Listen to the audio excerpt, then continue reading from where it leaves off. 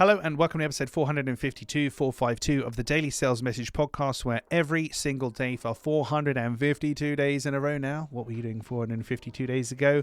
I was pinky promising somebody I'd do a daily podcast because I'm crazy. Here we are. It's episode 452.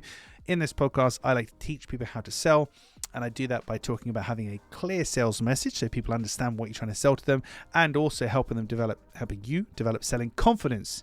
The ability to be relaxed and comfortable and confident in a selling situation. In today's episode, as I check my notes and look down here, yes, all buyers want this thing. Now, when buyers come to you, somebody's buying your offering, what do they want from you? Now, sometimes I can articulate this as selling the destination, not the journey. They don't want the plane seat. They want the holiday. Seems logical. Makes sense. Works very well. Made lots of money for a lot of my clients. All good. But above that, there's kind of a high-level principle that your buyer is looking for. And if you remember this above all else, it's going to help you. And it seems so obvious and banal. It's almost stupid to mention, but it is important to mention. An obvious sales message, if you will. And it's this. All buyers are looking for change. They're looking for change. Whatever's happening in their current reality, personally or work, relationally, relationships, whatever, they're looking for something different. They want to be thinner. They want to earn more. They want the girlfriend. They want to do this. They want to travel here, buy this, sell this, move this, new website, blah, blah, blah, whatever. Clear out the loft, hire a skip, upgrade the garden, whatever. But they're changing something in their current reality. That's what they're doing. And your ability to focus on the contrast of that change and how amazing that will be for them. So currently you're here. Ideally, you want that thing over there. That's the change. Wow, this is the difference. What would it feel like to do that? What would it be like to do that?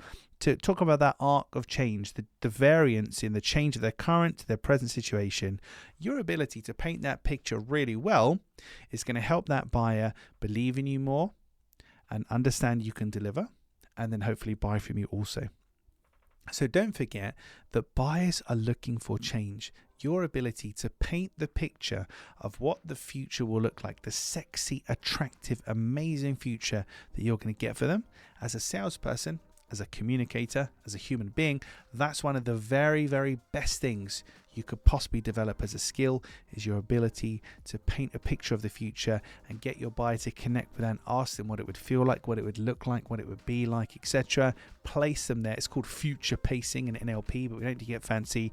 Tell them what the future's like. Ask them to imagine what it's like being in the future, and then bring it back to your offering, because your offering is the vehicle that's going to get them to where they want to be. Right, that's it for this episode of the podcast. Tomorrow in episode 453, something versus something. Something versus something. There's two ways we can communicate in a conversation. We can do this, or we can do that. I'll explain the two tomorrow, what the difference is, and which one I would probably suggest that you do rather than the other one, but I'll explain in more detail tomorrow. In the meantime, if you haven't already, please hit the like or subscribe or share button, comment on the podcast wherever you're watching or listening. It just helps us to reach more people.